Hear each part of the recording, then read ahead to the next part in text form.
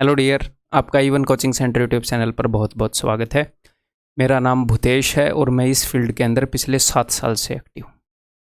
तो ये वीडियो बहुत ही मज़ेदार होने वाला है उन सारे कैंडिडेट के लिए जो एक राइट गाइडेंस चाहते हैं, एक ऐसी गाइडेंस चाहते हैं कि कोई उनको डराए ना कि भाई एसएससी सीजीएल इतना भयानक है कि तुमसे नहीं होगा।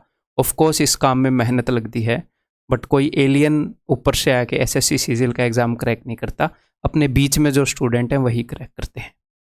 और ये नहीं है कि हर साल बहुत ज़्यादा आईक्यू वाले स्टूडेंट क्लियर करते हैं कि आइंस्टीन हैं जो एग्ज़ाम को क्लियर करते हैं। मैंने ऐसे स्टूडेंट भी देखे हैं कई जिनसे इतनी खास उम्मीद नहीं थी, बट उन्होंने बहुत ज़्यादा मेहनत करके इस एग्ज़ाम को क्लियर कर लिया। ठीक है, तो कोई भी काम को अचीव करने के लिए आपका बेस कैसा है, आपका आईक्यू कैसा है, आप कितने स्मार्ट हैं वो, प्लस आप उसके अंदर कितना हार्डवर्क पुट इन करते हैं वो, और जब आप हार्डवर्क पुट इन कर रहे हैं तो वो राइट डायरेक्शन में कर रहे हैं कि नहीं कर रहे हैं, है ना। तो इस वीडियो के अंदर मैं आपको क्या बताऊंगा, मैं आपको ये बताऊंगा अपने एक्सपीरियंस के साथ, बिकॉज मैंने कई सारे एग्जाम हैं जो काफ़ी कम टाइम के अंदर क्रैक किए हैं। नॉर्मली एसएससी 4 महीने में क्रैक होगा कि नहीं, 5 महीने में क्रैक होगा कि नहीं, बच्चों के बीच में अक्सर ये डिबेट होता है कि 4 महीने में तो नहीं होएगा, 5 महीने में तो नहीं होएगा। मैंने कैट जो एग्ज़ाम है वो 4.5 महीने के दौरान क्रैक किया था। जब मैं पहले दिन कोचिंग के अंदर गया, जिस दिन मैंने कैट के लिए एक पहला अक्षर पढ़ा वो वाला दिन, और जिस दिन कैट का एग्ज़ाम था उसके बीच में 4.5 महीने का गैप था। जिस दिन एग्ज़ाम था और जिस दिन मैंने पहला अक्षर पढ़ा कैट के लिए, ठीक है, और बढ़िया परसेंटाइल के साथ क्रैक किया था। फर्स्ट अटैम्प्ट में क्रैक किया था। तो अब मैं अपनी हवा मार रहा हूँ? नहीं, मैंने मेहनत की थी और जो मेरे को गाइड कर रहे थे उन्होंने ऑनेस्टली मेरे को टू द पॉइंट गाइड किया। उस वक्त मार्केट के अंदर लोग वो भी थे जो स्टूडेंट को डरा रहे थे, कैट का नाम लेकर इतनी मोटी मोटी बुक्स भी पढ़ा रहे थे, लेकिन उन्होंने मेरे को अच्छे से गाइड किया। तो यही अपने भाई गुरु के प्रति भी अपना समर्पित रहेगा कि अगर मेरे को कोई अच्छा गाइड मिला है तो मैं भी दूसरों के प्रति अच्छा गाइड बनूं। तो आपको मैं टू द पॉइंट स्ट्रेट बताऊंगा, बिना डराए बिना कुछ, कि भैया ये मेहनत कर लो। और मैं आपको पूरा प्रिपरेशन मैप बताऊंगा इस वीडियो के अंदर। तो वीडियो को स्टार्ट करने से पहले ये जानना जरूरी है कि वीडियो के अंदर है क्या, है ना। तो पूरा प्रिपरेशन मैप बताऊंगा कि आपको कैसे कैसे करना है। हर एक सब्जेक्ट का स्टडी मटेरियल मैं आपको बताऊंगा। मैं आपको ये भी बताऊंगा कि भैया इंपॉर्टेंट गाइडेंस टिप दूंगा सबसे पहले कि किस किस टाइप की चीज़ों को आपने दिमाग में रखना है। वो ज़रूरी है, नहीं तो ये सारा वेस्ट हो जाएगा, है ना। टीचर और स्टूडेंट का रोल क्या है आपकी तैयारी में, किस पर्सन का कितना रोल होता है, टीचर का, आपका खुद का, तो आपको क्लियर कट पता रहे। हाँ, ये मेरा काम है, ये मेरे को करना है, मैं नहीं करूँगा तो ये मैं टीचर से एक्सपेक्ट नहीं कर सकता, टीचर का इतना इम्पैक्ट होता है, तो आपको क्लियर कट पता होना चाहिए। कुछ ऐसी चीज़ें होती हैं जो हमने डेली पढ़नी होती हैं, और कुछ ऐसी चीज़ें होती हैं जो भाई हम मैथ कर रहे हैं, मैं रीजनिंग कर रहा हूँ, मैं कुछ और कर रहा हूँ, मतलब हर एक सब्जेक्ट में कुछ ऐसी चीज़ें होती हैं, वो बताऊँगा। How to study all subject, subject का नेचर अलग अलग है, तो कौन से सब्जेक्ट को किस सोच के साथ पढ़ें, हैं, कौन से सब्जेक्ट का क्या नेचर है। देन स्टडी मटेरियल, हर एक सब्जेक्ट का पूरा स्टडी मटेरियल बता दूंगा, उससे बाहर एक सिंगल क्वेश्चन करने की जरूरत नहीं है। क्लियर है। Then time management, attempting strategy, ये भी बहुत ज़्यादा ज़रूरत है, ये भी मैं आपके साथ शेयर करूंगा। तो कुल मिलाकर मैं दोनों तरह के स्टूडेंट्स को लेकर चलूंगा। कई स्टूडेंट ऐसे हैं जो इस वीडियो को देख रहे होंगे जो अपने कोर्सेज के अंदर एनरोल हैं, तो उनको भी मैं लेकर चलूंगा। ऑफकोर्स कोर्सेज के अंदर वो सब कुछ होता है जो आपको चाहिए, सारा स्टडी मटेरियल होता है, सारी गाइडेंस होती है जो आपको हम कोर्सेज प्रोवाइड करते हैं उनके अंदर। लेकिन अगर आप ये वीडियो देख रहे हैं तो एक कंप्लीट ओवरव्यू आ जाएगा, थोड़े से मिनट आपके इन्वेस्ट करके, आधा घंटा 1 घंटा इन्वेस्ट करके कंप्लीट ओवरव्यू आ जाएगा। वीडियो कितनी देर की बनेगी मुझे पता नहीं है ना, अभी तो बना रहा हूँ। हाँ, थोड़ी सी लंबी बनेगी डेफिनेटली, क्योंकि चीज़ भी उस टाइप की इसके अंदर हो रही है। तो तैयारी का कंप्लीट ओवरव्यू आ जाएगा। तो भाई जो पेड कोर्स के स्टूडेंट है वो भी देख रहे होंगे, और ऐसे स्टूडेंट भी देख रहे होंगे जो अपने साथ यूट्यूब पर जुड़े हैं, पेड कोर्सेज के अंदर नहीं जुड़े, या कुछ ऐसे स्टूडेंट होंगे जो पहली बार अपने साथ यूट्यूब पर जुड़ेंगे इस वीडियो के माध्यम से। तो मैं हर एक तरह के स्टूडेंट को कवर करके चलूँगा।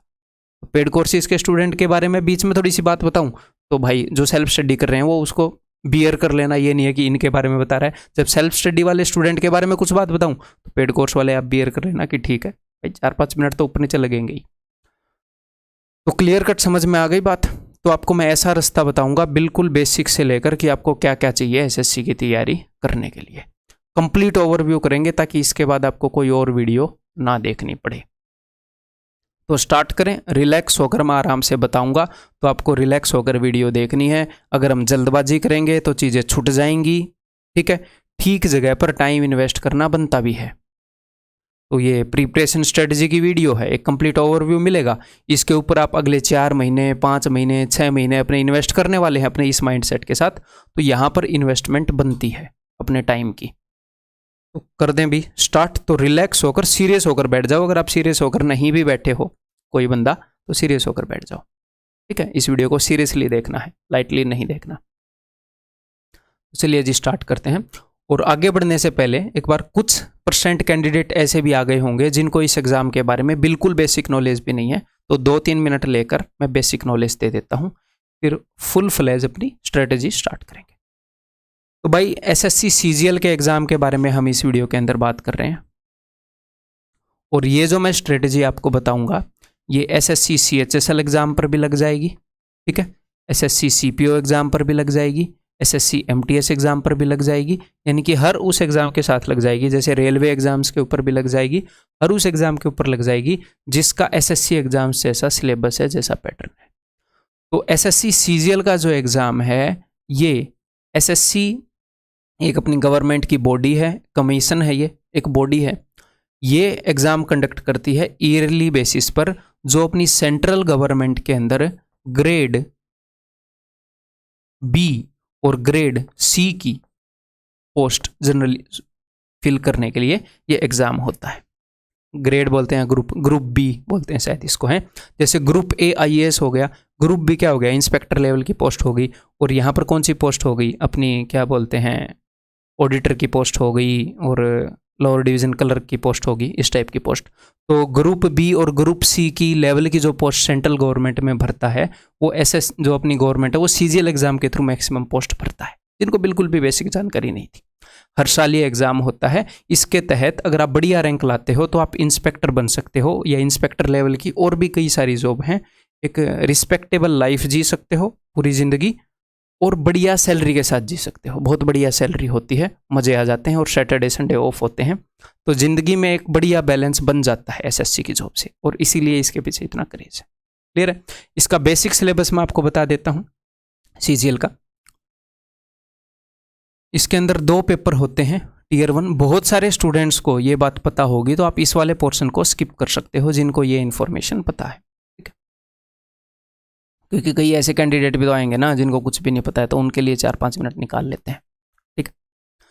तो Tier 1 के अंदर भाई साहब 4 सब्जेक्ट होते हैं। मैथ्स, जिसको हम क्वांट बोलते हैं, then English, then reasoning and GK, ठीक है। ये जो हैं 25-25 क्वेश्चंस का, 25 question, 25 question, 25 question, 25 question, 100 question का एक एग्जाम होता है, जिसमें टोटल आपको 60 मिनट में करना होता है ये काम। 60 मिनट में 100 क्वेश्चन करने होते हैं। और जो नंबर ऑफ मार्क्स हैं वो 50 मार्क्स हैं हर एक सब्जेक्ट के, यानी कि एक क्वेश्चन 2 मार्क्स का है। तो टोटल ये जो एग्जाम है ये 200 मार्क्स का हो गया Tier 1। उसके बाद जब Tier 2 एग्जाम होता है, तो Tier 2 के अंदर रीजनिंग और GK नहीं होती, ठीक है। मैथ्स के अंदर 100 क्वेश्चन होते हैं और 200 मार्क्स के होते हैं। ब्रैकेट के अंदर मैं मार्क्स लिख रहा हूँ। इंग्लिश के अंदर Tier 2 के अंदर 200 क्वेश्चन होते हैं और 200 मार्क्स के होते हैं। यहाँ पर आपको टोटल 2 घंटे मिलते हैं मैथ के, इंग्लिश के भी 2 घंटे मिलते हैं। तो टोटल 400 नंबर का पेपर होता है Tier 2। पहले ये एग्जाम आप क्लियर करोगे, ये मान लो आपने क्लियर कर लिया। अगर आप सही गाइडेंस के तहत, और यहाँ पर हम जो बात करेंगे वो Tier 1 और Tier 2 इन दोनों की तैयारी को कवर कर देगी ये वीडियो।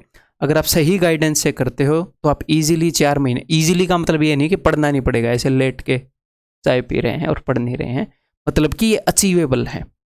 अगर आप सारी बातें इस वीडियो की फॉलो करोगे तो 4 महीने में Tier 1 को क्वालिफाई करना बड़ी बात नहीं है। लेकिन हम सिर्फ क्वालिफाई नहीं करेंगे, हम मेहनत करके इसके अंदर बढ़िया मार्क्स लाएंगे, और बढ़िया मार्क्स की मैं आपको स्ट्रेटजी बताऊंगा, ठीक है। सिर्फ इसको क्लियर करने के बाद होता क्या, आपके ऊपर बर्डन पड़ जाता है कि Tier 2 में बहुत अच्छा परफॉर्म करना है, नहीं तो जॉब नहीं मिलेगी।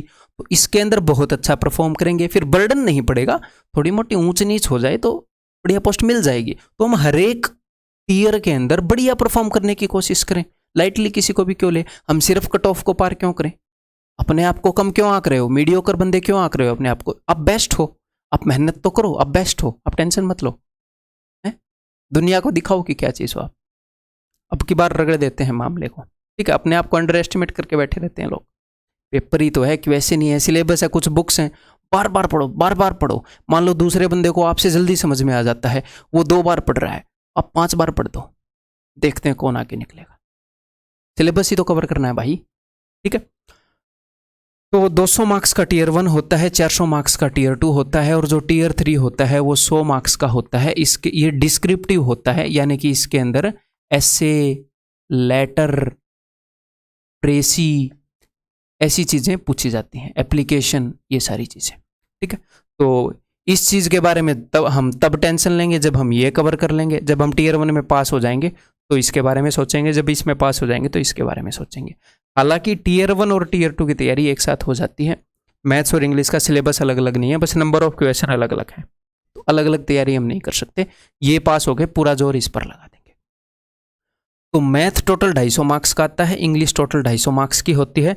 कई बार जो टीयर 3 के 100 मार्क्स हैं, इसको भी इंग्लिश में ही काउंट कर लेते हैं लोग, और काउंट कर भी हम सकते हैं। एसे, लेटर, प्रेसी इंग्लिश लैंग्वेज का पार्ट है, तो इंग्लिश को आप बोल सकते हो 350 मार्क्स की आती है। टोटल 700 नंबर का ये पेपर होएगा। तो रीजनिंग और जीके सिर्फ 50-50 मार्क्स की आएंगी। कितने में से? 700 नंबर में से। लेकिन इनको लाइटली नहीं लेना। क्यों? क्योंकि रीजनिंग एक ऐसा सब्जेक्ट है जो आपको full out of full marks सबसे कम एफर्ट में देगा। सबसे सस्ते में अगर फुल मार्क्स मिलेंगे तो रीजनिंग में मिलेंगे। जीके में इतने इजीली मार्क्स नहीं मिलते, बहुत मुश्किल से मिलते हैं, लेकिन मैं आपको बताऊंगा तरीके, टेंशन मत लो। ये बहुत सारे लोगों का सिर दर्द बना रहता है, इस सिर दर्द को भी दूर करेंगे, डिसिप्लिन देंगे आपको, ठीक है? लेकिन ये भी ज़रूरी है, अगर आप अच्छी रैंक चाहते हैं तो इसको भी मैं आपको एक तरीका बताऊंगा, उसको अगर आप फॉलो करेंगे तो आपको अच्छी रैंक से कोई नहीं रोक सकता, ठीक है? जीके के अंदर भी बढ़िया मार्क्स आ जाएंगे, मेहनत जरूर लगेगी।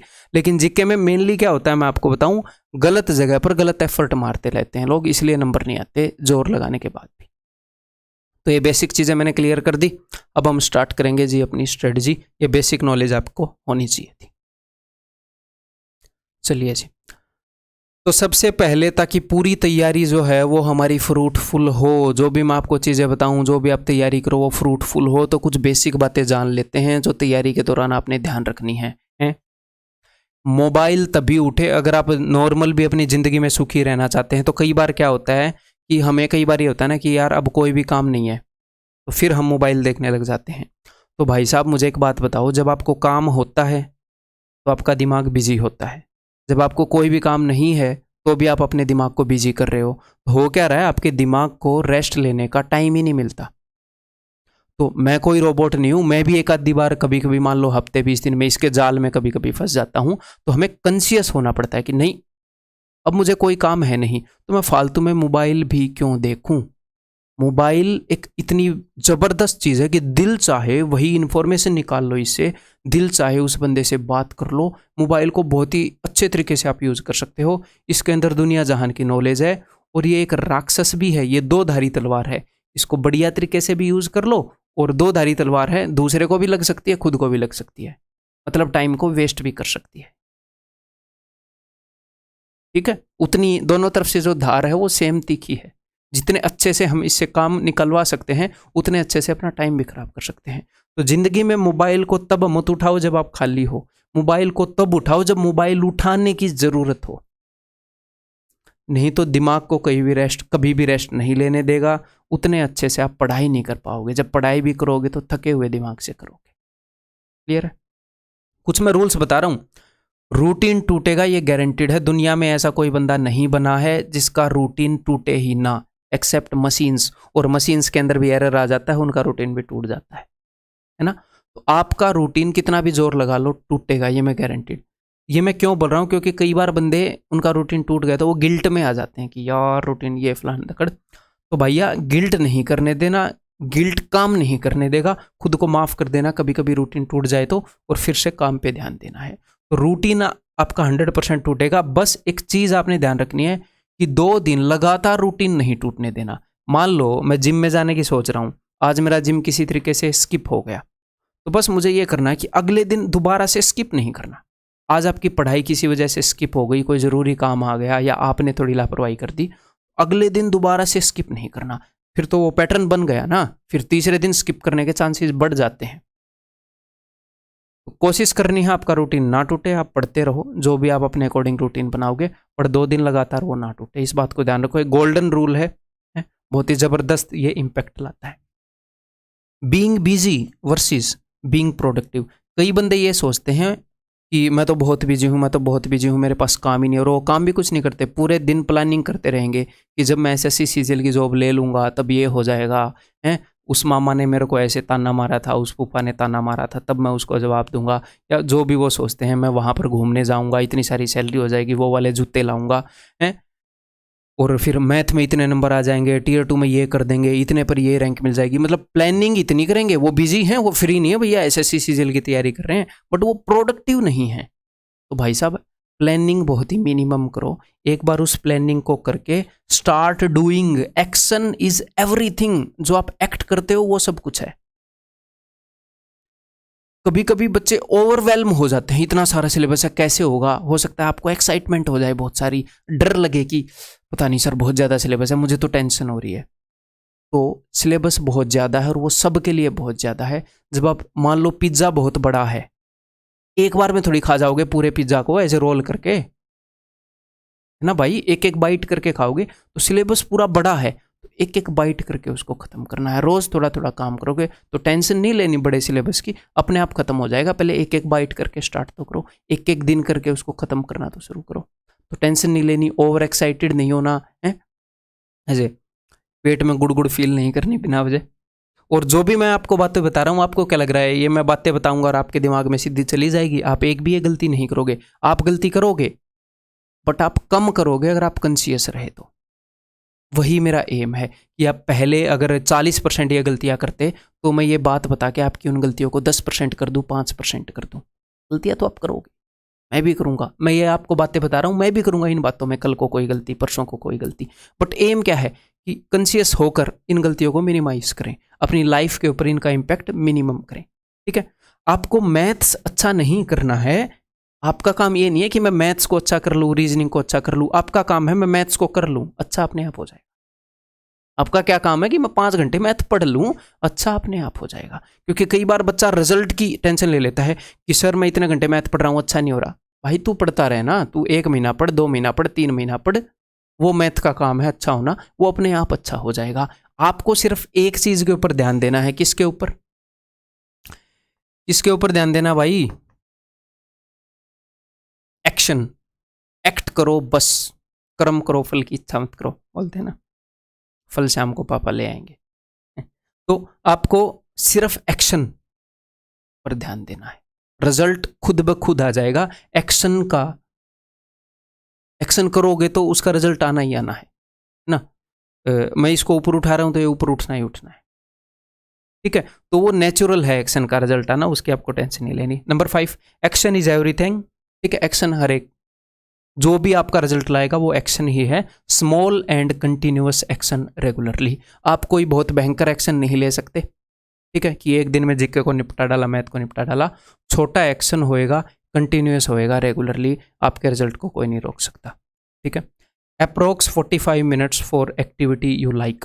तो कई बंदे तो ऐसे होते हैं जो वर्किंग कैंडिडेट है, जो कहीं पर जॉब में काम कर रहे हैं, तो भाई साहब वो तो अपने अकॉर्डिंग अपने टाइम को मैनेज करेंगे ना। आप जॉब भी कर रहे हो, आप तैयारी भी कर रहे हो, तो आपके लिए काफ़ी मुश्किल थोड़ा सा ये होएगा। लेकिन मैं आपको एक बात बताऊं कि स्टार्टिंग में मैं गवर्नमेंट जॉब में भी था और साइड बाय साइड ये काम भी कर रहा था, तो बहुत मुश्किल से मतलब मैनेज हुआ, बट मैनेज हो गया था। तो बहुत सारे वर्किंग कैंडिडेट भी हर साल IAS भी निकालते हैं, SSC CGL भी निकालते हैं। पॉसिबल डेफिनेटली है, टाइम मैनेज करने में आपको काफ़ी एफर्ट लगेंगे। जो नॉन, तो आपको मैं नहीं बोलूँगा कि आप 1 घंटा निकाल लो रोज़, आपके पास वैसे ही टाइम कम है। तो कई ऐसे बंदे हैं जो नॉन वर्किंग कैंडिडेट हैं, जो सिर्फ तैयारी कर रहे हैं, तो भाई साहब 45 मिनट्स एक उस एक्टिविटी के लिए निकाल लो जो आपको पसंद है, चाहे वो योगा करना हुआ है, कुछ ऐसी एक्टिविटी निकाल लो जो आपको रियल में पसंद है, जो आपके दिमाग को शांत करेगी। हैं, अगर वो इस टाइप की एक्टिविटी है, मान लो आपको मूवीज़ देखना पसंद है, तो आप क्या कर सकते हो, आप इंग्लिश में मूवी देख सकते हो, आपकी अंडरस्टैंडिंग बढ़ेगी धीरे धीरे। या फिर उस मूवीज़ देखने से भी बेटर, अगर आपको मूवीज़ देखना पसंद है तो एक चीज़ आपको डेफिनेटली पसंद आएगी, क्या, नॉवेल्स। जब आप इंग्लिश के नॉवेल्स पढ़ोगे वो भी मूवीज़ की तरह होते हैं, और मूवीज से बहुत ही मस्त होते हैं नॉवेल्स। मैंने जब पहली बार पढ़ा तो पता नहीं था, पहला नॉवल जो मैं पढ़ रहा था मैंने 2-3 दिन में ख़त्म कर दिया था, चेतन भगत का पढ़ रहा था। अरे नहीं भाई, पढ़ने दे ऐसे हैं। तो अगर आपको मूवीज़ में मज़ा आता है तो नॉवेल्स, इससे क्या होएगा, आपकी तैयारी पर भी इसका पॉजिटिव इम्पैक्ट रहेगा। और तो आपने करना क्या है, टाइम फिक्स करना है, ये नहीं है कि उसी में लग गए फिर। क्लियर? या फिर आप मान लो अपने दोस्तों से बात करना चाह रहे हो, फैमिली के साथ बैठना चाह रहे हो, थोड़ा सा खाली, ज़रूरी नहीं है नॉवेल्स पढ़ना है तो नॉवेल्स ही पढ़ोगे, मिक्स एक्टिविटी कर सकते हो, मतलब अपने दिमाग को थोड़ा सा ब्रेक भी देना। नहीं तो क्या होएगा, मान लो काम काम काम काम, आप 2 महीने तो अपने आप को बांध कर रख लोगे ऐसे, बट उसके बाद आपके मन की जो भड़ास निकलेगी, आप 3-4 दिन कब वेस्ट कर दोगे, फ्रस्ट्रेट होगे पता नहीं। तो बीच में वो टाइम भी निकालना ज़रूरी है जिसमें माइंड थोड़ा सा रिलैक्स हो। जैसे मेरा एक दोस्त है, वो स्कूल में क्या करता था कि भाई मैं पूरी नहीं खाऊंगा, मैं परोठे नहीं खाऊंगा, पिंपल्स हो जाते हैं। ठीक है भाई, मैं तो रेगुलरली जो डाइट मिलती थी वो खा लेता था। वो उस दिन उसने फास्ट ही रख लिया, ये नहीं है कि कम पूरी खाई, उसने एक भी नहीं खाई, परोठा भी नहीं खाया, एक भी। फास्ट पे हूँ मैं, इस दिन नहीं खाऊंगा, मैं फास्ट। फिर 1-2 हफ्ते वो ऐसा रूटीन फॉलो करेगा, फिर 2 हफ्ते के बाद पता लगा 15 परोठे खा के आया हुआ है। यार बस बहुत दिन हो गए थे। तो अब मन तो भड़ास निकालेगा, उसको टेस्टी लग रहे हैं। तो कोई भी चीज़ एक्सट्रीम पर नहीं जाना कि 15 खा लिए और 0 खा रहे हो, बीच में रहना है। 3-4 परोठे खा लो यार। और हमारे स्कूल में वो बड़े बड़े भयंकर परोठे नहीं मिलते थे, वो पतले मिलते थे, 3-4 इज एनफ। नहीं तो बड़े वाले तो बहुत ज़्यादा हो जाएंगे। तो मतलब कि मॉडरेशन में चीज़ों को करना है, तो इसलिए अपने मन को दबाना नहीं है। कई बच्चों के दिमाग में आता है कि एक दिन में कितना पढ़ें। तो देखो, जब तक आपको अच्छे से समझ आ रहा है आप तब तक पढ़ते रहो, कोई दिक्कत नहीं है। ठीक है, कि मैं 4 घंटे पढ़ूँ, 5 घंटे पढ़ूँ, जब आपके दिमाग ने इन्फॉर्मेशन को एक्सेप्ट करना ही बंद कर दिया, आप थक गए, तो बेशक से रहने दो। हैं? और आपने जब पढ़ना है ना भाई साहब, भले ही आप 5 घंटे पढ़ो, लेकिन जब आप पढ़ रहे हो ना तो सिर्फ पढ़ो। कई बच्चे लाइब्रेरी के अंदर बैठ के बीच में फ़ोन भी यूज़ कर रहे हैं, गर्लफ्रेंड बॉयफ्रेंड का मैसेज भी आ रहा है, बीच में भाई उठ के बाहर भी चले जा रहे हैं घूमने। मतलब अपने टाइम को डेंस रखो। अगर 5 घंटे पढ़ रहे हो ना, तो किसी को भी आज़ादी ना हो दुनिया में आपको तंग करने की, जब तक कोई इमरजेंसी ना हो। अगर आप रिस्पेक्ट करते हो अपने इस एम की, अपने इस सपने की। अगर आप रिस्पेक्ट नहीं करते तो आप टेंशन मत लो, दुनिया आपसे छीन लेगी। कटू सत्य है। अगर आप नहीं पढ़ोगे तो रिजल्ट का वेट मत करना कि भाई यार रिजल्ट कैसा आएगा, मैं बता रहा हूँ नहीं आएगा। ठीक है, इससे अच्छा तो कुछ और ही कर लो, कंप्लीट ही निकम्मे बन लो। तो ऐसा जोर नहीं लगाना कि थोड़ा थोड़ा जोर लगाना है, पूरा जोर लगाना है। फिर समझ में आ गई? 5 घंटे पढ़ रहे हो, अगर आपने टाइम वेस्ट ही करना है तो 5 घंटे के अलावा अलग से 2 घंटे वेस्ट कर दो। स्पेशली ये 2 घंटे प्योर वेस्ट कर दो, 5 घंटे प्योर पढ़ लो। जो भी काम करो उसके अंदर प्योरिटी होनी चाहिए, ताकि मन को तसल्ली मिले। जब आप 7 घंटे पढ़ोगे और उसके बीच में 2 घंटे वेस्ट करोगे, तो आपके मन को ये सेटिस्फेक्शन भी नहीं होगी कि मैंने रेस्ट लिया है। आपका मन थका हुआ भी होगा कि 7 घंटे पढ़ाई को हो गए। खुद को बेवकूफ़ बना रहे हो। और फिर ये भी करोगे कि अब मैं कुछ ऐसा काम करता हूँ एंटरटेनिंग। तो जब पढ़ते हो तो वो प्योर होना चाहिए। जब नहीं पढ़ने का दिल कर रहा, कुछ और करना है, तो देन वो प्योरली वो कर लो, एटलीस्ट माइंड रिलैक्स तो होएगा।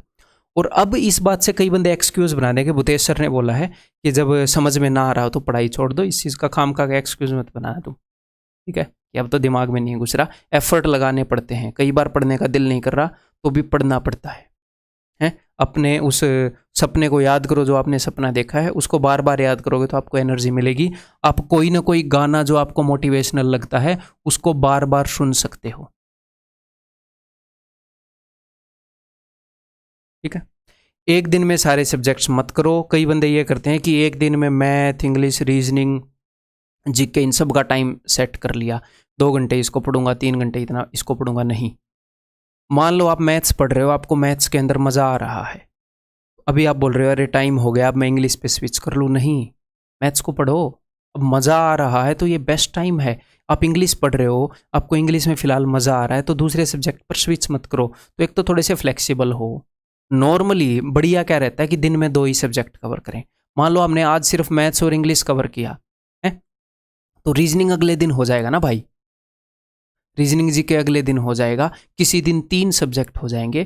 तो एक बेसिक सा पैटर्न बनाएंगे, बट हम फ्लेक्सिबल रहेंगे। किसी सब्जेक्ट में मज़ा आ रहा है तो हम उसको करेंगे, क्योंकि अभी उसमें मज़ा आ रहा है। मान लो कभी कभी आपने किसी सब्जेक्ट के लिए टाइम दिया है लेकिन उसमें बिल्कुल ही मज़ा नहीं आ रहा है, तो स्विच द सब्जेक्ट। मान लो आपको पढ़ने का मैथ्स पढ़ लिया 4 घंटे, अब ये लग रहा है कि यार बोर हो गया, स्विच कर दो, इंग्लिश पढ़ना स्टार्ट कर दो, तो फिर से मज़ा आने लग जाएगा। चेंज कर दो टॉपिक को, है। हो सकता है दिन में आप 3 पढ़ लो, इंग्लिश पढ़ने का उस दिन 4 घंटे का मन नहीं किया, 2 ही घंटे का मन किया, तो उस दिन आपने जीके पे स्विच कर दिया।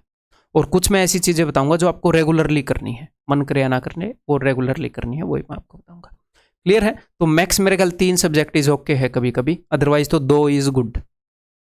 ठीक है, और मैं कोई भी प्लान आपको रिजिड नहीं बताऊंगा, आप अपने अकॉर्डिंग स्टूडेंट करेंगे। मैं आपको इस तरह की टिप्स दूंगा कि आप इनसे सीख के इंप्लीमेंट कर सकते हो, इनको 100% कॉपी करने की जरूरत नहीं है, अपने अकॉर्डिंग इनको मोल्ड कर लो आप।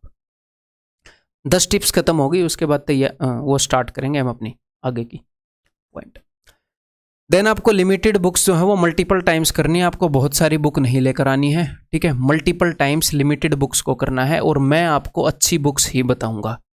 मैं जब स्ट्रेटजी की वीडियो बनाता हूं, इस तरह की स्ट्रेटजी की वीडियो है, तो मैं ये नहीं करता कि मैं सिर्फ अपना कंटेंट सजेस्ट करूं, मैं बहुत सारी ऐसी बुक्स सजेस्ट करूंगा जो दूसरे ऑथर्स ने लिखी हैं, हो सकता है दूसरे यूट्यूब चैनल भी मैं सजेस्ट कर दूं, मैं ये नहीं देखूंगा। क्योंकि जो बच्चे मेरी बात मान के अगले 6 महीने मेरी स्ट्रेटजी के ऊपर काम करेंगे, मैं उनके साथ धोखा नहीं कर सकता।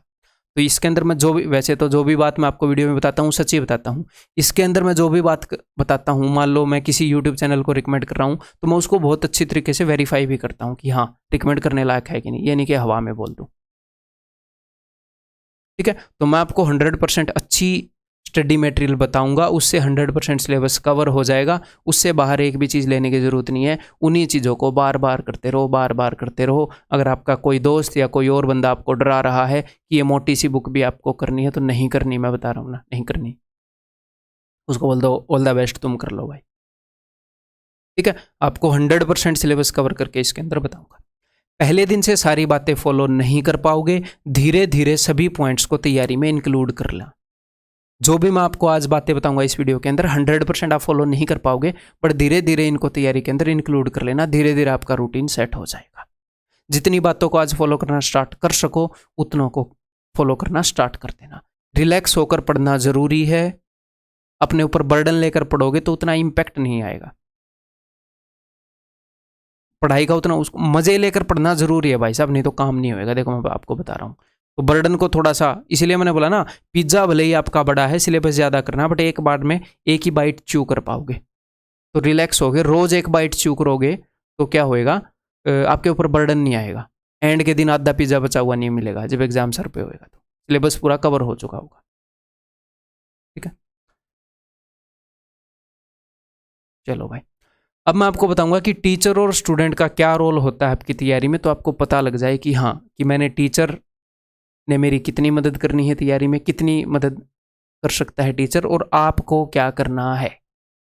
चलिए जी, तो ये उनके लिए बेटर रहेगा ना, सभी स्टूडेंट्स के लिए, चाहे पेड कोर्स से पढ़ रहे हैं या यूट्यूब से सेल्फ स्टडी से पढ़ रहे हैं, कि कौन सी चीज़ मैंने कहाँ से कितनी करनी है। देखो, टीचर का रोल होता है नंबर 1 कि आपको, मान लो आप मेरे कोर्स के अंदर पढ़ रहे हैं, तो मेरा रोल है कि आपको बेस्ट कंटेंट देना।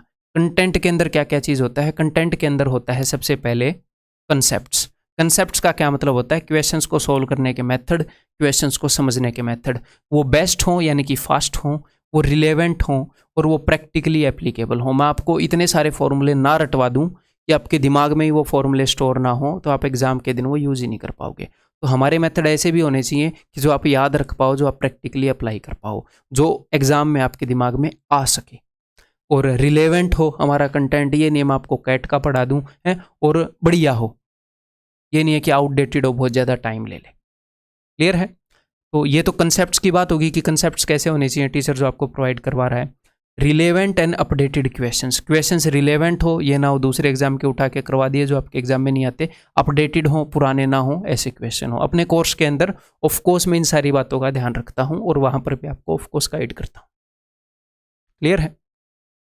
देन ये मैं उन स्टूडेंट के लिए बोल रहा हूँ कि मतलब हज़ारों स्टूडेंट है जो अपने पेड कोर्सेज से पढ़ रहे हैं, कि भाई साहब वहाँ पर इन सारी बातों का ध्यान रखना है, तो आपने एक क्वेश्चन, एक नहीं आधा क्वेश्चन भी कहीं से उठाकर नहीं लाना।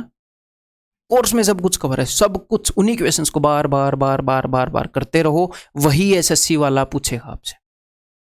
एक प्रीवियस ईयर क्वेश्चंस की बुक भी बाहर से नहीं लेनी, जिन्होंने पेड कोर्स ले रखा है उन स्टूडेंट्स को मैं बोल रहा हूँ, कुछ भी बाहर से नहीं लेना।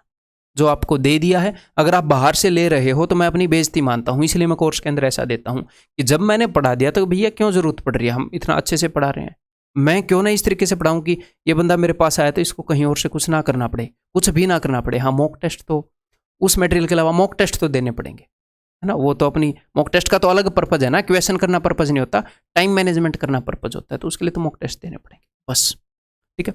और दूसरा एक टीचर जो आपको दे सकता है, दैट इज टीचिंग स्किल्स बढ़िया होनी चाहिए, सो दैट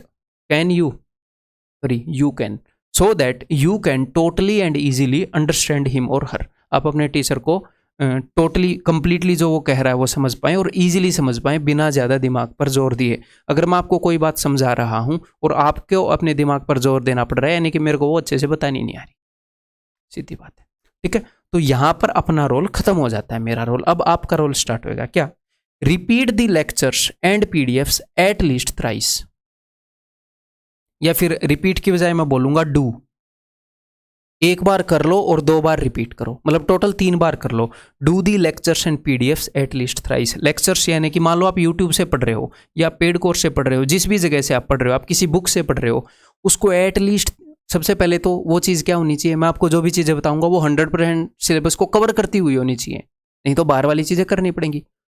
उनको एटलीस्ट 3 बार, लीस्ट मैंने बोला एटलीस्ट, कम से कम 3 बार करना है अगर बढ़िया रैंक चाहिए तो, नहीं तो नहीं मिलेगी।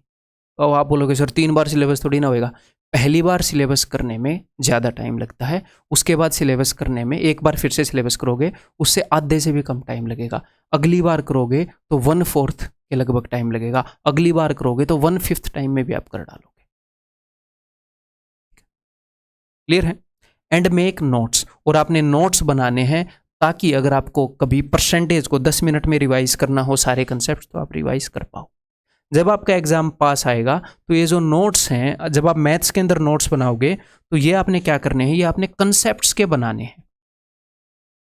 देखो मैं आपको क्या क्या बताऊंगा आगे, मैं आपको क्या बोलते हैं सब्जेक्ट हाउ टू स्टडी बताऊंगा, स्टडी मटेरियल बताऊंगा, ऐसे बुक्स की पिक्चर भी दिखाऊंगा, how to study, study material, मैं आपको आगे सब कुछ बताने वाला हूँ, ठीक है। तो ये थोड़ी सी डिटेल्ड वीडियो रहेगी, आपको सब कुछ क्लियरली मिलेगा। हर एक सब्जेक्ट की 3-3 स्लाइड मैंने ले रखी हैं, बहुत मेहनत से वीडियो बनाई है हर एक चीज़ को वेरीफाई करके, ठीक है। तो देखते रहिएगा, अगर कोई चीज़ें मैं आपको कम बता रहा हूँ तो मान लो वो मैं आपको आगे बताने वाला हूँ, ठीक है। तो ये अभी मैं आपको मैथ का बताने लगा ना, तो इसको तभी दिमाग में आया, इसको मैं अभी नहीं बताता। तो आप नोट्स बनाओ, आपका काम क्या है कि लेक्चर्स और पीडीएफ्स हैं उसको आप 3 बार करो और आप नोट्स बनाओ। अगली बार नेक्स्ट चीज़ जो है, take a lot of mock test. आपका काम है कि बहुत सारे मॉक टेस्ट आप दो, बहुत सारे, जितने आप दे सको हो। जैसे ही आपका एग्जाम जो सिलेबस है वो 60% के करीब हो जाए, आप मॉक टेस्ट देना स्टार्ट कर दो, ठीक है। आप रिलेवेंट मॉक्स तो ऐसे मॉक मत दो जो बिना वजह के ऐसे बना रखे हैं जो आपको डरा दें, ठीक है। तो सर हमें कैसे पता चलेगा रिलेवेंट मॉक्स का, वैसे तो क्या बोलते हैं आजकल टेक्स्ट बुक के मॉक्स ठीक ठाक चल रहे हैं और रिलेवेंट चल रहे हैं, तो वो वाले आप दे सकते हो, क्लियर है। बहुत सारे मॉक्स वो दे देते हैं, मेरे उनके साथ कोई ऐसा टाई अप टाइप का नहीं है, नहीं तो मैं आपको एक कूपन कोड दे रहा होता, ठीक है। तो मैं जो भी आपको चीज़ें बताऊंगा अपना लेना देना हो या ना हो, अगर कोई चीज़ मुझे ठीक लगेगी मैं आपको बता दूंगा, आप टेंशन मत लो, कोई भी चीज़ नहीं छुपाऊंगा। अपनी चीज़ कोई बढ़िया है वो भी खुल के आपको बताऊंगा, है। तो रिलेवेंट मॉक आप टेक्स्ट बुक के दे सकते हो, आजकल उसके ठीक लग रहे हैं, मैंने कई मॉक उनके देखे हैं, बढ़िया हैं, रिलेवेंट हैं, ठीक है। And practical tips for time management. तो चौथा स्टेप क्या है कि टाइम मैनेजमेंट जब आप मॉक दोगे उसके प्रैक्टिकल टिप्स, तो वो मैं आपको यूट्यूब पर हमेशा देता ही रहता हूँ, ठीक है। तो अब देखते हैं कि जो स्टडी मटेरियल है वो आपको कहाँ से मिलेगा और उसको आपने 3-3 बार करना है, कैसे करना है, कौन से सब्जेक्ट को कैसे मैनेज करना है, वो सब जी।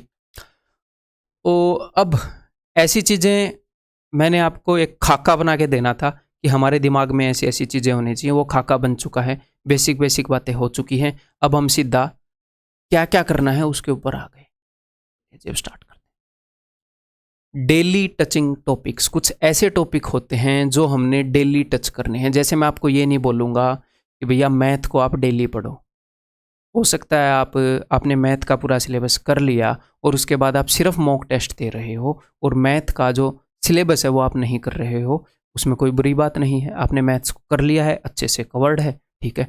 रीजनिंग जो है उसके आप लेक्चर्स नहीं देख रहे हो टीचर से, क्योंकि आपने अच्छे से कर लिया है, उसके बाद आप सिर्फ मॉक टेस्ट दे रहे हो, कोई दिक्कत नहीं है। लेकिन कुछ चीज़ें ऐसी हैं जो रोज़ पढ़नी ज़रूरी हैं। वो कौन सी चीज़ें हैं? वो आज से ही आप पढ़ना स्टार्ट करोगे तो आपके लिए बेटर रहेगा। समझते हैं वो क्यों ज़रूरी है, क्या है। एक तो वोकेबलरी, जो वोकेबलरी है भाई साहब, सबसे पहली बात, वोकेबलरी बनने का सबसे मेजर, जिसकी वोकेबलरी अच्छी है, सबसे मेजर उसके अंदर हाथ होता है रेपिटिशन का। वोकैब रेपिटिशन से ही बनती है। पानी को पानी कहते हैं, ये चीज़ आपको रेपिटिशन से ही समझ में आई है। मिर्च को मिर्च कहते हैं, रेपिटिशन से ही समझ में आई। बचपन से बार बार आपने ये बोला है, तो आपको हिंदी की तो रेपिटिशन से समझ में आ गई। अब आपको इंग्लिश की रेपिटेशन करनी पड़ेगी वोकैब की, क्योंकि जॉब के अंदर इंग्लिश की मांग रहा है, ठीक है। तो अब रेपिटेशन हम कैसे करेंगे? तो और हाँ, एक और बात, ये रटने वाली चीज़ है, अब समझने वाली भी है, मैं समझने में ही बिलीव करता हूँ। वैसे ये रटने वाली चीज़ है। तो मान लो 5000 6000 वर्ड की वो कैब बनानी है, इससे बंद हो गया क्या? मान लो 5000 6000 वर्ड की वो कैब बनानी है, तो एग्जाम के पास एकदम से बना लोगे 5000 वर्ड? दिमाग में रिटेन ही नहीं रहेंगे। तो बहुत पहले से स्टार्ट करना पड़ेगा, पहले दिन से ही स्टार्ट करना पड़ेगा। तो कैसे स्टार्ट करना है मेरे भाई? वोकेबलरी के अंदर क्या क्या है? One word substitution, idioms and phrases, synonyms and antonyms, ठीक। ये 4 चीजें हो गई। आपने क्या करना है? 50 words daily from previous year paper chapter wise book. Previous year paper chapter wise book का क्या मतलब है, मैं आपको बता देता हूं। कहाँ है ये? जीके का आ गया। अच्छा चलो, मैं आगे आपको बुक बताऊंगा, अभी यहाँ पर फोटो नहीं लिया, बाद में मैंने फोटो लिया। किरण की एक बुक आती है जिसके अंदर जो प्रीवियस ईयर पेपर्स हैं वो चैप्टर वाइज गिवन होते हैं। जैसे फिल इन द ब्लैंक्स अलग से गिवन होते हैं। आगे मैं उस बुक की फोटो आपको दिखाऊंगा। जैसे वन वर्ड सब्स्टिट्यूशन, आज तक जो आए हुए हैं, वन वर्ड सब्स्टिट्यूशन का एक चैप्टर है, वहां पर सारे गिवन है, ठीक है। तो हम क्या करेंगे, बिकॉज ये चारों वोकैब के अंदर हैं, तो मैं मान लो आज 50 वन वर्ड सब्स्टिट्यूशन मैंने किए, अगले दिन फिर से 50 किए, अगले दिन फिर से 50 किए, तो मैं शांति से करूंगा। मैं हड़बड़ाहट में मैं उसको रटूंगा नहीं, मैं समझूंगा। और बुक के पीछे एक्सप्लेनेशन है, मैं उस एक्सप्लेनेशन को भी देखूंगा। अगर मुझे कोई समझ में नहीं आया तो एक्सप्लेनेशन को आराम से पढ़ूंगा, ठीक है। अब मैंने आगे लिख रखा है नेट 200 या 300 वर्ड डेली। अब सर इसका क्या मतलब है? ये जो 50 वर्ड है ना, ये तो न्यू होंगे, 50 न्यू वर्ड्स। मान लो मैंने आज 50 वर्ड कर लिए, ठीक है। अगले दिन मैं मान लो मैंने पहले दिन 50 वर्ड कर लिए, जब दूसरे दिन मैं अपने नए 50 करूंगा, है? आपने रोज ऐसे नहीं करना, पहले वन वर्ड खत्म कर लेना, फिर इडियम, फिर सिनोनिम, फिर एंटोनिम, ऐसे खत्म कर लेना, ठीक है। तो जब मैं अगले 50 करूंगा तो मैं पिछले वाले भी रिपीट करूंगा, तभी तो रेपिटेशन होएगी भाई, तभी तो वो दिमाग में आएंगे। जब मैं तीसरे दिन नए 50 वर्ड करूंगा तो मैं पिछले 50 और पिछले 50 भी रिपीट करूंगा। फिर आप बोलोगे सर ऐसे तो 10-20 दिन के बाद पता नहीं कितने वर्ड इकट्ठे हो जाएंगे, तो तभी तो मैं बोल रहा हूं, जब आप चौथे दिन 50 वर्ड करोगे तो टोटल वर्ड कितने हो गए? 200। तो जब आप 5वें दिन 50 वर्ड करोगे तो टोटल वर्ड 250 हो गए। तो आप सिर्फ ये 200 करो, इसको छोड़ दो। तो आपकी कैपेसिटी पर डिपेंड करता है, आप नेट 200 करोगे या 300, इनमें से 50 नए होंगे, बाकी के पुराने रिपीट होंगे। अपनी मर्जी से कर लो, ठीक है, जो आपको अच्छा लगे, कोई दिक्कत नहीं। क्लियर है? समझ में आ गई बात? वो कैब कैसे क्लियर होगी? मैं गारंटी देता हूं कि आप 98-99% वो कैब कर दोगे।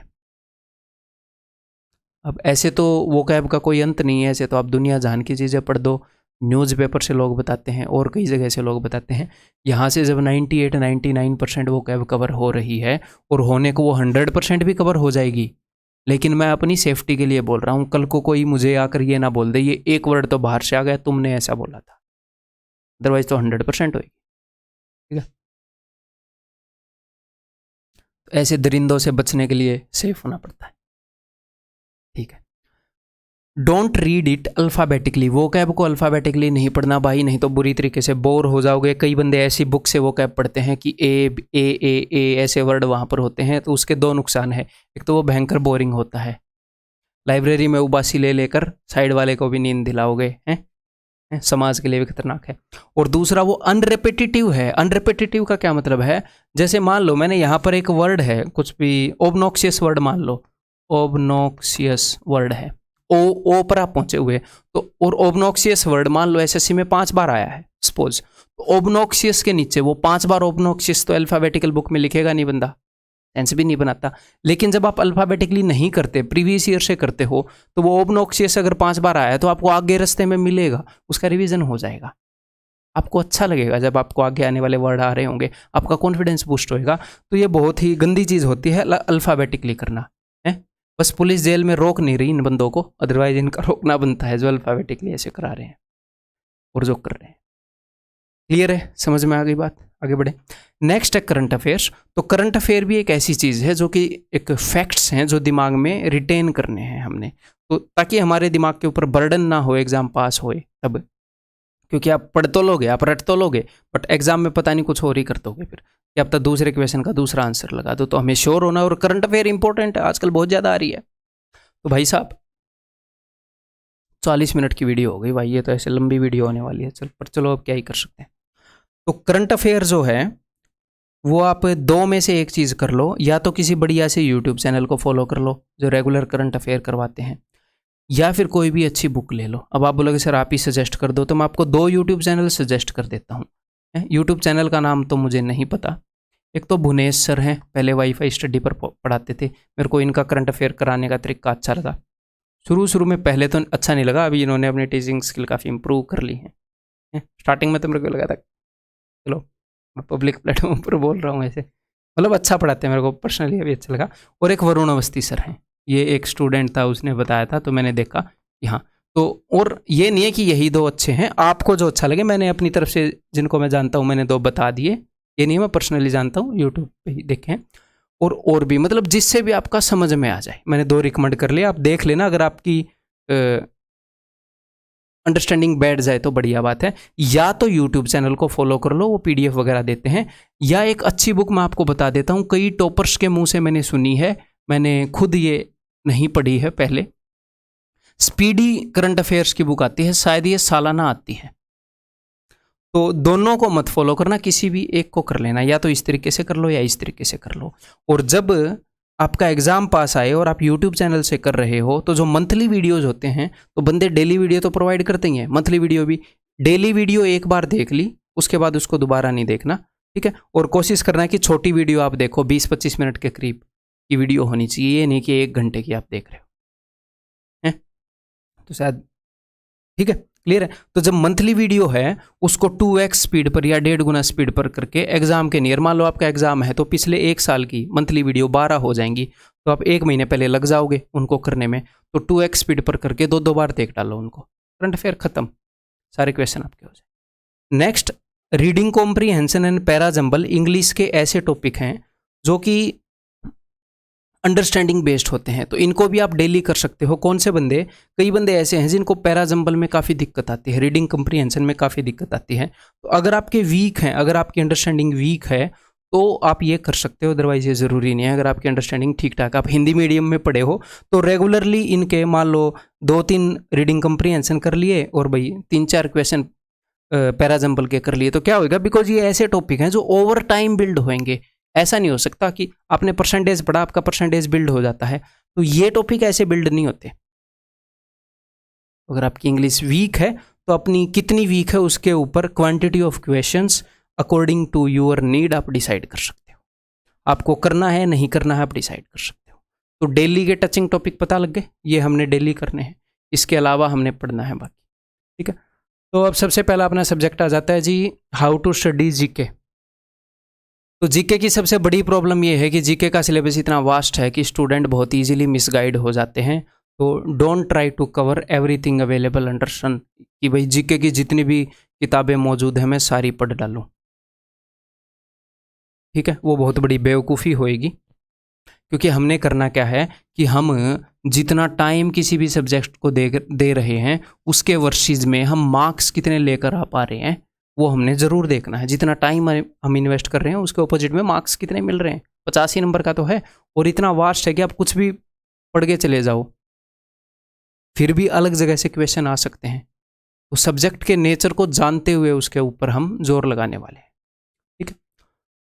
तो जीके में आपने करना क्या है, ये चीज़ में मैं आपको बताऊंगा इसका मतलब क्या है। जीके के अंदर मैं आपको 2 बुक सजेस्ट करूंगा। नंबर 1, एक तो ये मेन बुक हो गई अपनी, मैं पर्सनली अरिहंत की एक बुक आती है मनोहर पांडे जिसके लेखक हैं, ये 3 जैसे ल्यूसेंट भी आती है ना, एक ल्यूसेंट बुक है, मेरे को पर्सनली ये पसंद है, बाकी ये दोनों सेम ही है, किसी को ये पसंद होती है किसी को ये, कोई फ़र्क नहीं है, इनमें से जो भी बुक आपके पास है इट्स गुड। ठीक है, ये जो बुक हैं ये पतली भी आती हैं, मोटी भी, शायद एक 30-35 की भी आती है, 80 की भी आती है, 120 की भी आती हैं। तो मैं पर्सनली मोटी वाली लाऊंगा क्योंकि उसमें सारा सिलेबस कवर हो जाएगा, या फिर आप मीडियम वाली लेकर आ सकते हो अगर वो बहुत मोटी लगे तो। ठीक है, वैसे मैं सजेस्ट करूंगा सबसे बड़ी वाली जो बुक आती है उसके अंदर जीके के सारे सब्जेक्ट कवर हो जाते हैं। लेकिन जब आप फर्स्ट टाइम इस बुक को पढ़ेंगे या इस बुक को पढ़ेंगे तो आपको उतना समझ में नहीं आएगा, क्योंकि यहाँ पर डायरेक्ट फैक्ट्स हैं। आप हो सकता है आप रटने की कोशिश करो, लेकिन उतना मज़ा नहीं आएगा। अगर मैं आपको प्योर फैक्ट्स दे दूं तो आपको उतना मज़ा नहीं आएगा। अगर मैं आपको बोलूं कि आपको स्कूल में बुक्स लेकर जानी है, ऐसे हाथ में बुक्स, ज्योमेट्री, सब कुछ आप ऐसे लेकर जाओगे, या फिर मैं आपको बैग दे दूं कि इस बैग में डालकर ले जाओ, तो आपको अच्छा लगेगा ना। तो ऐसे एक सपोर्ट सिस्टम होना ज़रूरी है जीके के फैक्ट्स को इकट्ठा करने के लिए। तो सर वो सपोर्ट सिस्टम क्या है, मैं आपको बताऊंगा कि build skeleton and keep on putting muscles. पहले स्केलेटन, पहले हड्डियों का ढांचा बना दो जीके का, कि आपको ज्योग्राफी का बेसिक समझ में आ रहा है, आपको पॉलिटी का बेसिक समझ में आ रहा है। वो कहाँ से समझना है बताऊंगा। उसके बाद कितने भी मसल्स पुट ऑन कर लो, जिम है, कितने भी क्वेश्चन करते रहो, सारी इंफॉर्मेशन आपके अंदर आप स्टोर कर पाओ।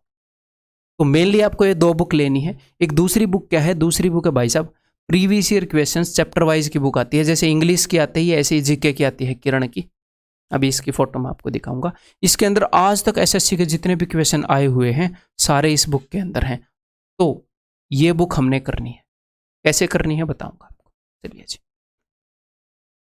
पहले ये चीज बता देता हूं। देखो, जीके की ये बुक्स पढ़ने से पहले आपको बेसिक खाका तैयार करना है। पूरा सिलेबस कवर करने की मैं नहीं कहूँगा, एक ये तो समझ में आ जाए कि इंडियन पॉलिटी है क्या, हिस्ट्री के बारे में बेसिक चीज़ें तो समझ में आ जाए। तो मैं आपको थोड़ा सा स्टडी मटेरियल बताऊंगा। उन 2 बुक्स के अलावा अगर आप ये स्टडी मटेरियल करेंगे तो बहुत हेल्पफुल होगा।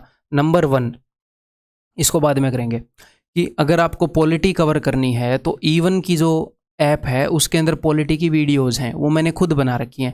ये नहीं है कि उसके अंदर 100% इतना सिलेबस कवर हो जाएगा कि उससे बाहर आपको कुछ भी नहीं करना, और ये वीडियो भी बहुत छोटी छोटी हैं। लेकिन इससे आपको ये समझ में आ जाएगा पॉलिटी है क्या, फिर फैक्ट को रिटेन करने में मदद मिलेगी, स्केलेटन बिल्ड हो जाएगा पॉलिटी का। अब बिना हड्डियों के मसल पुट कर सकते हो? नहीं पुट कर सकते, हड्डियां होनी जरूरी है तभी मसल पुट होएगी। तो यही है, खाका होना चाहिए ताकि फैक्ट्स को हम रिटेन कर पाए। तो अब E1 की ऐप के अंदर, एक बार रुको मैं आपको दिखाई देता हूं। E1 की ऐप के अंदर आपको कहां पर मिलेगा, अच्छा ये वहां से होएगा। ये देखो, E1 की ऐप के अंदर ये फ्री वीडियोस हैं। इनको जब आप खोलोगे तो यहाँ पर आपको दिखेगी इंडियन पॉलिटी। इंडियन पॉलिटी के ऊपर जब आप क्लिक करोगे तो यहाँ पर आपको ये वीडियोस मिलेंगी। अब फिलहाल यहाँ पर एक ही वीडियो लिस्टेड है, टीम इन वीडियोस को लिस्ट कर रही है। जब आप इस वीडियो को देखने के बाद ऐप में जाओगे तो आपको सब मिल जाएगा। तो यहाँ पर इंडियन पॉलिटी की 15-16 या पता नहीं कितनी वीडियोस मैंने बनाई हैं, मेरे को नंबर ध्यान नहीं है। ये आपकी बेसिक अंडरस्टैंडिंग बिल्ड करने में मदद कर देंगी बहुत ज़्यादा। तो E1 की ऐप के अंदर फ्री वीडियोस के अंदर आपको ये मिल जाएंगी। क्लियर है जी?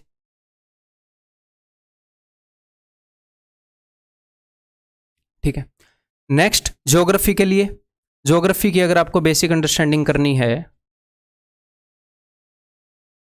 तो आपको 6th क्लास, 7th क्लास और 9th क्लास, 8th क्लास की मैंने जानबूझकर शिफ्ट की है, इसके ऊपर डीप रिसर्च कर रखी है, टेंशन मत लेना। ठीक है, 6th, 7th और 9th की NCERT बुक्स हैं। अगर आप NCERT बुक खरीदना नहीं चाहते, वैसे तो खरीद लेना, मेरे हिसाब से बहुत सस्ती सस्ती आती है NCERT की बुक है। अदरवाइज एक ऐप है ई पाठशाला, उसके अंदर से आपको, गवर्नमेंट की ही ऐप है शायद अपनी है, उसके अंदर से आपको NCERT की सारी PDFs class wise, chapter wise दी हुई हैं। वहाँ से आप डाउनलोड भी कर सकते हो इनकी PDF एक्चुअल बुक्स की। ठीक है, तो ज्योग्राफी की बेसिक अंडरस्टैंडिंग हो जाएगी। उसके बाद ज्योग्राफी के जितने भी फैक्ट्स आपने पुट ऑन करने हैं आप पुट ऑन कर पाओगे। तो पहले जीके के अंदर ये काम करना है, ये बाद में वो मेन काम हमने करना है। ठीक है, ऑक्सफोर्ड एटलस अगर आपके पास है, ऑक्सफोर्ड एटलस वो मैप वाली बुक होती है, वो अगर आपके पास है या आप अफोर्ड कर सकते हैं तो ले आएँ, अदरवाइज उतनी ज़रूरत भी नहीं है। अगर ला सकते हैं फिर तो बढ़िया है, उसे मैप देखने में अच्छी अंडरस्टैंडिंग होती है कभी ज़रूरत पड़े तो। ठीक है, हिस्ट्री के लिए आपने करना क्या है, आप दो काम मैं आपको बात बताऊंगा कि हिस्ट्री के अंदर अपने मेन कैरेक्टर्स हैं, जैसे कि भाई जिन्होंने कई कई काम किए हैं, जैसे अभी मेरे को तो पढ़े पता नहीं कितने दिन हो गए, मान लो भगत सिंह हो गए, गांधी जी हो गए, बाल गंगाधर तिलक हो गए, बहुत सारे लोग। काकोरी हत्याकांड नहीं, काकोरी रेल लूटी थी शायद, हैं। और भाई एक और करतार सिंह सराभा हो गए, कई बंदे। जब आप हिस्ट्री की बुक पढ़ोगे, मान लो जब आप उसमें से करोगे मनोहर पांडे ल्यूसेंट में से, तो आपको कुछ कुछ इंसिडेंट्स दिखेंगे, ये इंसिडेंट इस बंदे ने किया था। तो आपने करनी क्या है, आपने क्रिस्प, जैसे अपना वो हो गया खुदीराम बोस हो गया, तो उनकी क्रिस्प बायोग्राफी पढ़नी है मेन कैरेक्टर्स की, ये साइड का काम है। उससे क्या होगा, ऐसी बायोग्राफी नहीं पढ़नी कि एक बुक में दे रखी है जो वेबसाइट के ऊपर 1-2 पेजेस में आ जाए, ऐसी बायोग्राफी। तो क्या होएगा, जब आप हिस्ट्री को पढ़ोगे तो आप फैक्ट्स को रिटेन कर पाओगे। अच्छा, ये खुदीराम बोस यही था, इसने ये किया था, तो ये हेल्प करता है, ठीक है। और दूसरा, ऑनलाइन आर्टिकल से ये चीजें पढ़ लेनी है, और आपने इवेंट्स की टाइमलाइन बनानी है एक अलग से नोटबुक के अंदर। टाइमलाइन का क्या मतलब है कि भैया 1885 में ये हुआ था, मेन इवेंट्स की हिस्ट्री की अलग से अपनी बुक से अलग से लिख लेना। तो जब आप हिस्ट्री को रिवाइज करोगे तो आप ऐसे देख पाओगे कि गांधी ने कौन सा आंदोलन, ये आंदोलन तब किया, ये आंदोलन तब किया, अच्छा इस साल ये हुआ, इस साल ये हुआ, इस साल ये बंदा इतने साल के लिए जेल में चला गया, फिर इतने साल बाद ये छुट के आ गया, फिर इसने अखबार निकाल लिया, फिर इसने ये कर लिया, फिर इसने ये कर लिया। तो मेन इवेंट्स की एक टाइमलाइन बना लो, क्लियर है, किसी नोटबुक के अंदर बना लो, है। बीच बीच में आपको नई इवेंट ठूसने भी पड़ेंगे उसके अंदर एक बार, तो कोई दिक्कत नहीं है। एक अलग से नोटबुक, सिर्फ टाइमलाइन, इस साल में ये हुआ, इस साल में ये हुआ, इस साल में ये हुआ, तो हिस्ट्री का एक बेसिक स्केलेटन फिर से तैयार हो जाएगा, फिर आप फैक्ट्स को वहां पर पिरो पाओगे। डन। नेक्स्ट, देन भाई बायोलॉजी जो है काफ़ी एक इंटरेस्टिंग सा सब्जेक्ट है। बायोलॉजी के लिए भी मैं आपको कुछ चीज़ें बता सकता हूँ कि साइंस की 9th क्लास की जो बुक है एनसीईआरटी की, वो आप पढ़ोगे, बायो की जो बेसिक अंडरस्टैंडिंग है वो आपकी काफ़ी बिल्ड हो जाएगी। यहाँ पर मैंने सारे सब्जेक्ट आपके कवर नहीं किए, जिन का मेरे को बहुत ही इफेक्टिव मटेरियल पता था वो सारे यहाँ पर कवर किए हैं, बाकी तो उस बुक से हो ही जाएंगे। इकोनॉमिक्स भी है मुझे पता है, उस बुक से हो ही जाएगी, ठीक है। और बायोलॉजी के एनिमेटेड वीडियोस अवेलेबल हैं, आपको यूट्यूब के ऊपर मिल जाएंगे। How our digestive system work, how heart work, how respiratory system works, तो ये यूट्यूब पर आप देखो, उससे आपकी बेसिक अंडरस्टैंडिंग हो जाएगी। फिर आप बायोलॉजी के चीज़ें वो पढ़ोगे तो आपको ज़्यादा बेटर समझ में आएंगे। तो पहले हमने स्केलेटन डेवलप करना है। और एक और बात, जब आप ये बुक्स पढ़ोगे, मनोहर पांडे हैं, ये मान लो इसमें एक चीज़ आपने पढ़ ली बट आपको उसके अंदर डाउट आ रहा है, तो क्या करोगे, दूसरी बुक उठाकर लाओगे? नहीं, अब क्या करोगे, जो भी डाउट है स्पेसिफिक उसी डाउट के रिगार्डिंग वीडियो देख लो यूट्यूब पर, 5 मिनट 10 मिनट की वीडियो, या फिर उसी डाउट के रिगार्डिंग आर्टिकल पढ़ लो इंटरनेट पर। जीके टुडे एक वेबसाइट है, जो भी आपको डाउट है वो लिखो, साथ में जीके टुडे लिखो। अगर इस वेबसाइट वालों ने कोई आर्टिकल दे रखा होगा, मैं आपको हमेशा वो चीज़ सजेस्ट करूंगा जहां पर जो भाषा है वो बढ़िया होगी, आसान भाषा में आपको चीज़ें बताई गई होंगी। मैं इस चीज़ का फ़ैन हूँ, मैं फ़ैन हूँ कि ईजी और रिलेवेंट लैंग्वेज में कौन पढ़ा रहा है, कौन मटेरियल दे रहा है। मान लो मैं आपको बेस्ट मटेरियल दे दूँ, बेस्ट, लेकिन फ्रेंच में दे दूँ, तो इंग्लिश भी ईजी और मुश्किल हो सकती है। मैं आपको इंग्लिश में पढ़ा दूँ लेकिन इस तरीके से पढ़ा दूँ कि पल्ले ही ना पड़े, एक इंग्लिश में इस तरीके से पढ़ा दूँ कि हाँ पल्ले पड़ रहा है। तो जहाँ पर भी ईजी लैंग्वेज होती है वो मैं सारी चीज़ें आपको सजेस्ट कर रहा हूँ, ठीक है। तो जीके टुडे वेबसाइट के ऊपर आपको वो आर्टिकल्स मिल जाएंगे। क्लियर है जी, उसका डाउट वगैरह ये सारी चीज़ें क्लियर होगी। एक बार हमने बेसिक स्केलेटन बना लिया, अब जब आप मनोहर पांडे से करोगे तो भाई साहब आपको चीज़ें थोड़ी सी ज़्यादा समझ में आ रही होंगी। आप अब जब आप मनोहर पांडे करोगे, आपने एक बार कर ली है, या ल्यूसेंट करोगे, मैं एक बुक का ही नाम ले सकता हूँ एक बार में, ठीक है, कोई भी एक ले आना। तो क्या होएगा, पहली बार में सर क्या सारी याद हो जाएगी? नहीं याद होएगी। अगर आपको पहली बार में याद हो गई तो आपके दिमाग को खोल के रिसर्च करनी बनती है कि भाई साहब इसको क्यों याद हो रही है सारी, है ना।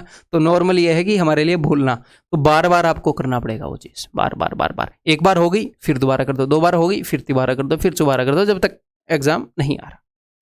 तो मान लो ये ठीक ठाक हो गई, 1 या 2 बार में, मान लो 3-4 बार हम अगर ना भी करें, 1 या 2 बार में ये ठीक ठाक हो गई, तो उसके बाद आप इस बुक को उठा लो।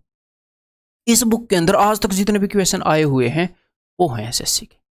सर इससे क्या होगा? इससे ये होएगा एग्जैक्टली वही पढ़ोगे जो पढ़ना चाहिए। जीके तो दुनिया जहान की है जो हमारे एग्जाम में आएगी। तो सर इसको हम कैसे पढ़ेंगे, अभी बता देता हूं। ये बुक है, मोटी सी बुक होगी, इसको देखकर आपको डर तो लगेगा, है? घर तक उठा कर लाने में भी भारी भारी महसूस होएगा, मोटी बुक है, ठीक है। लेकिन क्या है इसमें आपने करना क्या है, मान लो पॉलिटी के सारे क्वेश्चन दिए हुए हैं आज तक जो आए, फिर ज्योग्राफी के सारे क्वेश्चन दिए हुए हैं, हिस्ट्री के सारे क्वेश्चन दिए हुए हैं आज तक जो आए। एक तो आप इसको रिवर्स में स्टार्ट कर सकते हो। रिवर्स में कैसे स्टार्ट कर सकते हो, पहले उस क्वेश्चन को मत पढ़ो जो 1999 में पूछा जा रहा था, पीछे से स्टार्ट कर दो, है ना भैया, जो लेटेस्ट है वो पहले पढ़ेंगे। और एक दिन आपने पॉलिटी के 50 क्वेश्चन कर लिए, एक अगले दिन आपने ज्योग्राफी के 50 क्वेश्चन कर लिए, अगले दिन हिस्ट्री के क्वेश्चन। मान लो पॉलिटी के ही आपको 1500 क्वेश्चन मिले, तो 50-50 करोगे तो आपको 30 दिन लग जाएंगे, तो 1 महीने तक आप सिर्फ पॉलिटी पढ़ते रहोगे। सारे सब्जेक्ट साथ लेकर चलने हैं और कंप्लीट रिवीजन हो ही रहा है। सिलेबस आपने कर लिया, क्वेश्चन के माध्यम से रिवीजन हो रहा है। बुक के पीछे क्वेश्चन की एक्सप्लेनेशन भी बढ़िया लगी मेरे को इस बुक के अंदर। अगर आपको कोई क्वेश्चन नहीं आ रहा, अब क्या है, अब आप क्वेश्चंस के माध्यम से नॉलेज को गैदर कर रहे हो। स्केलेटन बिल्ड कर लिया, आप मसल्स कितनी भी बिल्ड करनी है जीके के अंदर, और फैक्ट्स तो धीरे धीरे वो पुट ऑन हो ही जाएंगे, कोई दिक्कत नहीं है अंडरस्टैंडिंग के बाद। और जब तक पेपर होएगा हम पुट ऑन करते रहेंगे। बट हमने टाइम फिक्स करना पड़ेगा। ये नहीं है कि जीके को सारा टाइम दे दिया कि भैया रोज अब मैं 50 क्वेश्चन कर रहा हूँ, इससे ज़्यादा टाइम नहीं, अब मैं बाकी सब्जेक्ट को दे रहा हूँ, ठीक है। तो पॉलिटी के किए, फिर ज्योग्राफी के किए, फिर हिस्ट्री के किए, फिर साइंस के किए, फिर वो किए, फिर दोबारा पॉलिटी पे, ऐसे ऐसे आके ऐसे करके इस बुक को खत्म कर लो। 50 की जगह 100 करने की गुंजाइश है तो 100 कर लो। जो चीज़ें मैं बता रहा हूँ उनको आप फ्लेक्सिबल बना सकते हो, ठीक है। तो ये 2 बुक्स हो गई। इसके अलावा कुछ एक्स्ट्रा मटेरियल हो गया जो मैंने आपको बताया है जीके के अंदर, it is more than enough. और एक स्टैटिक जीके किस तरह की आती है, तो भैया आज के दिन जिस तरह की स्टैटिक जीके पूछी जा रही है उसी के अकॉर्डिंग तैयारी करोगे तो रिसेंट प्रीवियस ईयर पेपर्स हैं वो E1 की ऐप पर आपको मिल जाएंगे। E1 की ऐप पर कहाँ पर मिलेंगे, फिलहाल आज के दिन ये कहाँ पर मिलेंगे वो मैं आपको बता देता हूँ।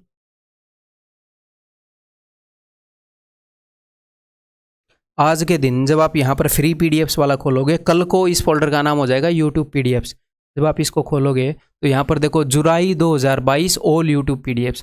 जुलाई 2022 में जो भी वीडियोस बनी हैं YouTube पर और वहाँ पर मैंने PDF जो YouTube की वीडियोस की है वो इस फोल्डर के अंदर होएगी। जब आप इसको खोलोगे तो देखो अब मैं आपको क्या बता रहा हूँ, मैं आपको बता रहा हूँ किसकी, ये जनरल अवेयरनेस जीके की, जर्नल अवेयरनेस रिसेंट एग्जाम्स की जीके के 1 लाइनर यहाँ पर हैं चैप्टर वाइज। तो स्टैटिक जीके यहाँ से करने में बहुत बढ़िया रहता है। आपको ये पता लग जाएगा कि आजकल इस टाइप की स्टैटिक जीके पूछी जा रही है तो आप उस टाइप की, तो इनको रट मारो, अगले एग्जाम में यहीं से आएगी स्टैटिक जीके, या उस टाइप की चीज़ों को रट मारो। और ये जो और भी यहाँ पर PDF हैं जो आपको दिख रही हैं इस वीडियो के अंदर मैं बताऊँगा, ठीक है भाई, क्लियर है।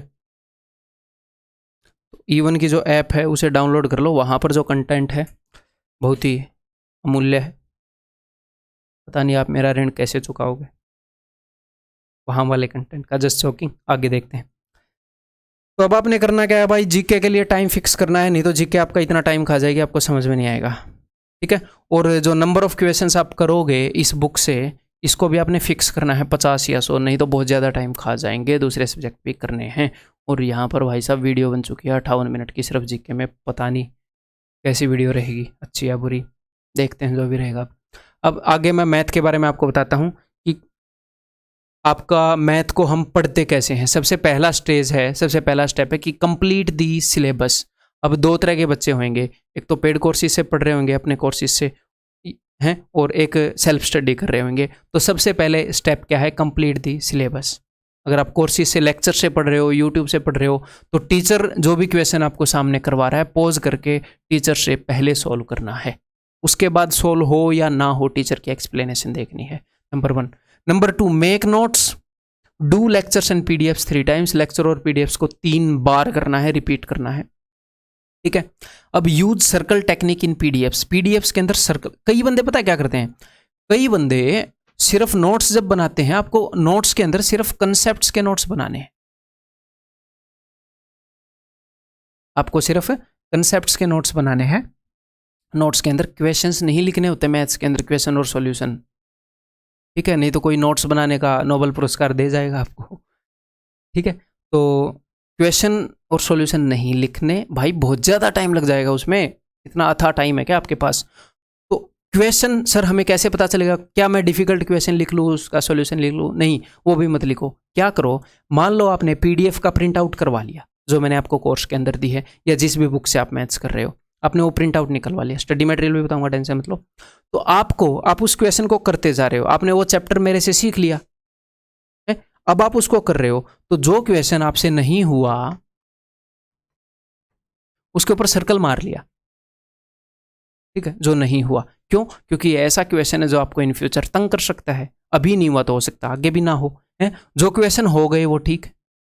तो जब आप नेक्स्ट टाइम पूरी पीडीएफ को रिवाइज करना है, जब आप पूरी पीडीएफ को रिवाइज करोगे तो मान लो ये क्वेश्चन हो गया तो सर्कल को मिटे दो। लेकिन एक ऐसा क्वेश्चन था चौथा जो पहली बार भी नहीं हुआ था, आपने सर्कल मार दिया कि भैया ये तो वो वाला क्वेश्चन है, और अब की बार भी नहीं हुआ तो इसका सर्कल बढ़ा दो। तो आप क्या कर रहे हो, आप अपने अकॉर्डिंग पीडीएफ को कस्टमाइज कर रहे हो, अपने अकॉर्डिंग, हर एक स्टूडेंट की अपने अकॉर्डिंग कस्टमाइज हो जाएगी।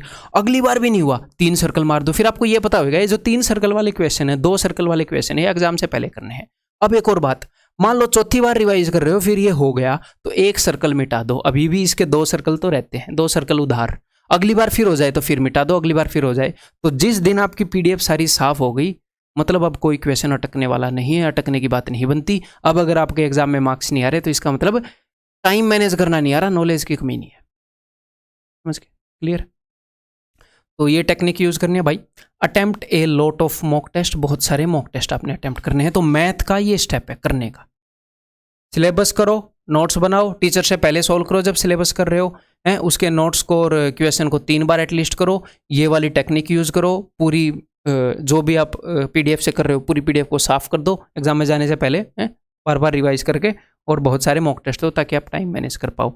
अब सर स्टडी मटेरियल मेरे भाई जो, अच्छा और एक और बात मैं आपको बताना चाह रहा था यार, वीडियो कुछ ज़्यादा ही भयंकर लंबी होगी, मैंने सोचा भी नहीं था, चलो ठीक है, अब जो भी है, कि जो E1 कोचिंग सेंटर के कोर्सेज हैं उनके ऊपर कल जो है वो ऑफ़र बंद हो जाना चाहिए था, लेकिन मैं ये वीडियो बना रहा था और वीडियो बहुत इंपैक्टफुल रहेगी स्टूडेंट के लिए, तो इसीलिए मैंने जो प्राइसेस हैं वो डाउन ही रखे, उनको बढ़ाया नहीं है। तो फिलहाल जो E1 कोचिंग सेंटर की ऐप है उसके अंदर जो कोर्सेज हैं वो लो प्राइस पर हैं, मतलब इतने लो प्राइस पर हैं कि आगे इतने लो प्राइस पर नहीं होंगे इतनी फीस में, बिकॉज हमने नए कोर्स की लॉन्चिंग की थी इसलिए। अगर आप कोर्सेज के अंदर इंटरेस्टेड हैं, मेरे से पढ़ना चाह रहे हैं, तो अभी बेस्ट टाइम होएगा इन कोर्सेज को लेने का। वहाँ पर जो प्राइस है वो लोएस्ट ही हम जो रख सकते थे वो अभी लिस्टेड है, ठीक है। और मैथ का स्टडी मटेरियल जो कोर्स जिसने ले रखा है, मेरी वीडियो और जो पीडीएफ जो मैं आपको दे रहा हूँ that is more than enough, एक सिंगल क्वेश्चन भी बाहर से मत लाना, उनको प्रिंट आउट करा के वहाँ से काम चला लो, मतलब कि उन्हीं को कर लो, है वो, उससे बाहर कुछ ज़रूरत नहीं है। सेल्फ स्टडी, जो बंदे सेल्फ स्टडी करेंगे उनके लिए अब मैं मटेरियल बता दूँ कि भाई मैंने जो फ्री मटेरियल दे रखा है उसको आप कैसे बेस्ट यूज़ कर सकते हो। मैंने यूट्यूब पर एक कोर्स कराया था काफ़ी पहले, तो फिलहाल तो जो अपना कोर्स है पेड कोर्स वो इससे काफ़ी अपडेटेड होएगा क्योंकि ये बाद में बनाया है, ये बहुत पहले करवाया था, बट कोई दिक्कत नहीं, इसके साथ साथ क्या आपको करना है वो मैं बताऊंगा। उस कोर्स से पढ़ लो जो मैंने यूट्यूब पर कोर्स करा रखा है, नंबर 1, ठीक है। मैंने हर एक चैप्टर यूट्यूब के ऊपर करवा रखा है। इसके साथ आपको कुछ चीज़ें जोड़नी पड़ेंगी। ऐप के अंदर मैंने पीडीएफ दे रखी है, math PDF by Bhutesh sir. Sir app के अंदर पीडीएफ कहाँ पर है? थोड़ी देर पहले दिखाई थी ना, है ना, वहीं पर है, या दिखाई देता हूँ, थोड़ी देर पहले दिखाई थी अपनी ऐप के अंदर, यूट्यूब पीडीएफ्स नाम से, वहीं पर आपको मिल जाएगी, ठीक है। टीयर 2 सीरीज, हाँ अभी मेरे को दिखाना ही पड़ेगा ऐप के अंदर।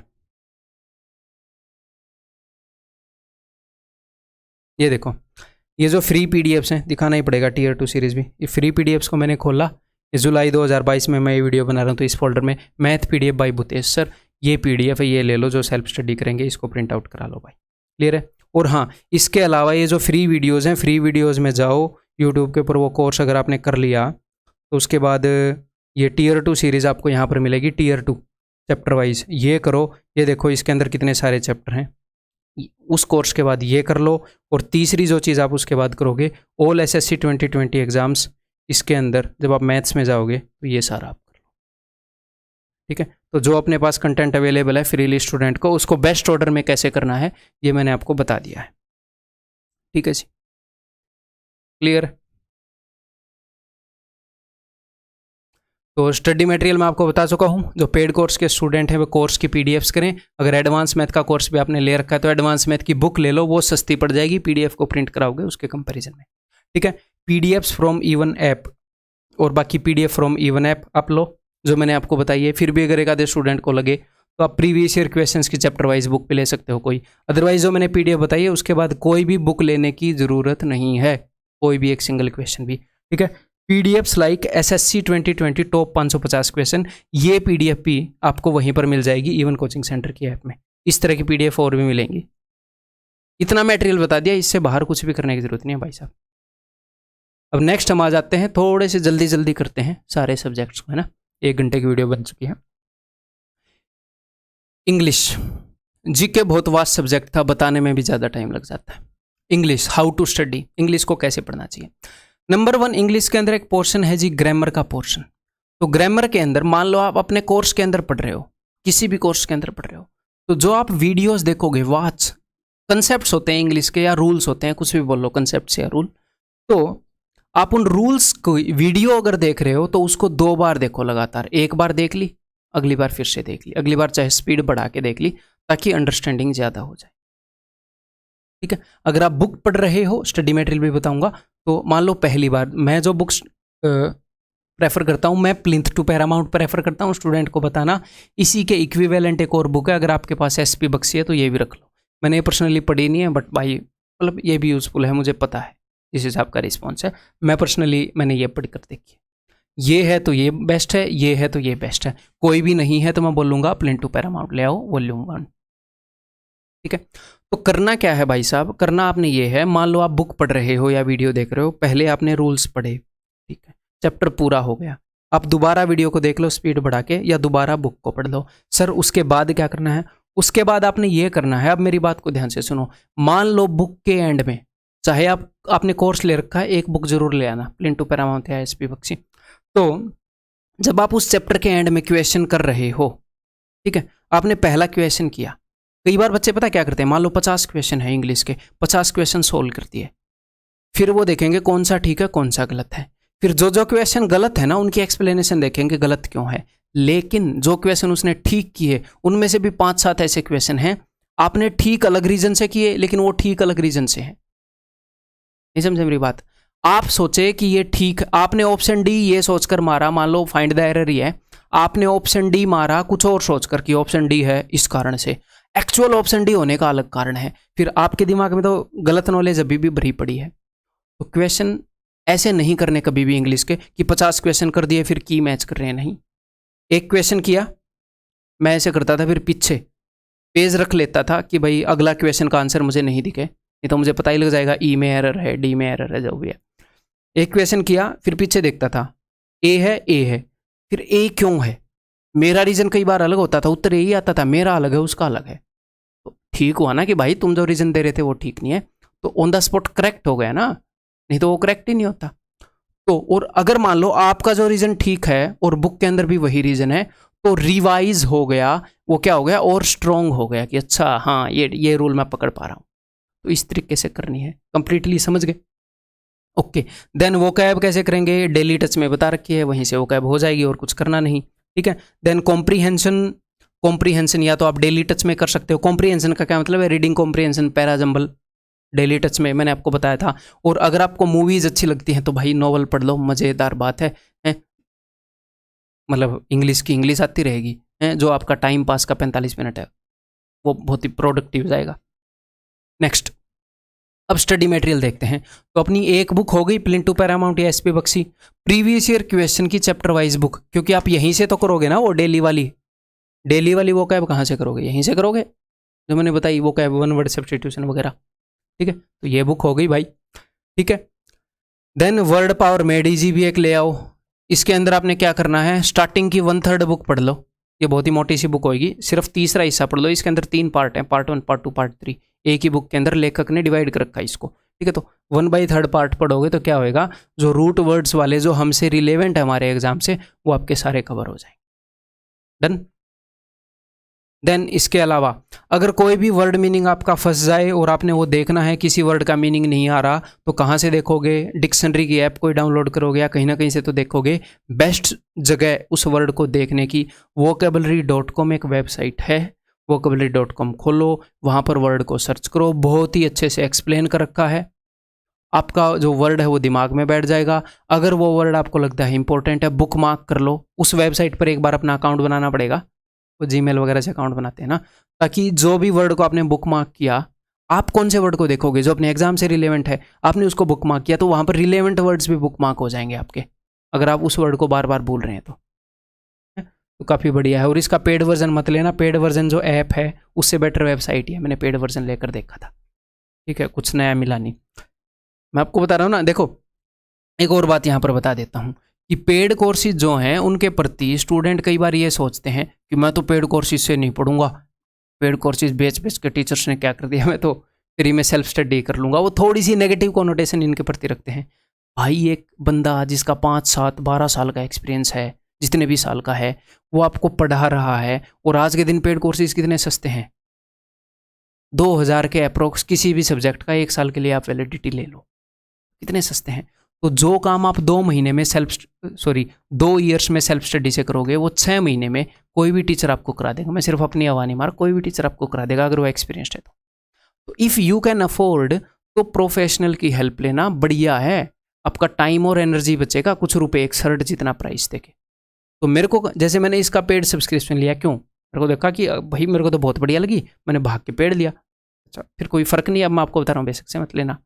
तो अगर बेस्ट प्लेस अगर इन्वेस्टमेंट का कहीं पर भी है तो सीखने में है। अगर मैं कुछ चीज़ सीखना चाह रहा हूँ, हाउ टू मैनेज बिजनेस, मैंने 10,000 का कोर्स लिया था, 10,000 का, हाँ ठीक है। तो अपनी लर्निंग में इन्वेस्टमेंट करना, उसका रिटर्न ऑफ इन्वेस्टमेंट बहुत हाई होता है। मैं हाउ टू मैनेज बिजनेस सीख रहा हूँ, फिर बिजनेस को अच्छे से मैनेज कर कितने ज़्यादा रुपए कमा सकता है बंदा। अगर आप अपनी लर्निंग पर इन्वेस्ट कर रहे हैं तो उसका रिटर्न ऑन इन्वेस्टमेंट बहुत हाई होता है। तो अगर आप अफोर्ड कर सकते हैं, मैं सिर्फ अपने पेड कोर्स की नहीं बोल रहा, आप प्रोफेशनल की हेल्प लीजिए, जिस भी टीचर से आपका समझ आता है, अगर अफोर्ड कर सकते हैं तो ठीक है। आज के दिन ऑनलाइन एजुकेशन बहुत सस्ती हो गई है। अगर नहीं कर सकते तो साथ के साथ मैं सेल्फ स्टडी का मटेरियल आपको बता ही रहा हूँ, तो नेगेटिव कॉनोटेशन नहीं रखनी, कुल मिलाकर मैं ये बात बोल रहा हूँ, ठीक है। देन इवन की ऐप से वीडियोस आप देख सकते हो। इवन की ऐप का भाई बार बार जिक्र आ रहा है, मामला ही इतना सेट कर दिया हमने उसके अंदर। तो वो कैब के लिए क्या कर सकते हो भाई, वो कैब के लिए ये जो फ्री वीडियोज़ हैं इसके ऊपर क्लिक कर रहा हूँ, ठीक है। अब जब यहाँ पर ये देखो वोकैबुलरी वीडियोज़, इसके ऊपर क्लिक करोगे वोकैबुलरी के ऊपर, तो आपके भाई ने पर्सनली हैं, ये फोटो नरवीर सर का आ गया है, बट ये मैंने वीडियो बना रखी है, ईडियम्स एंड फ्रेजेस की वीडियो देखोगे, ठीक है। बहुत सारे ईडियम फ्रेजेस यहाँ पर कवर हैं। वन वर्ड सब्स्टिट्यूशन देखोगे, बहुत सारे वन वर्ड सब्स्टिट्यूशन यहाँ पर कवर है। मज़ेदार तरीके से आपको वो कैब कराई हुई है, आपके दिमाग में फिट नहीं कर दी तो मतलब आपका दिमाग ख़राब है, मेरे में कोई कमी नहीं है, ठीक है। बढ़िया तरीके से पढ़ा रखा है। तो वो कैब के लिए मैंने आपको मटेरियल बता दिया है, स्टडी मटेरियल क्लियर है। तो इंग्लिश अपना कवर हो गया, बुक्स जो हैं वो भी कवर हो गई अपनी। अब आगे हम चलते हैं जी रीजनिंग पर।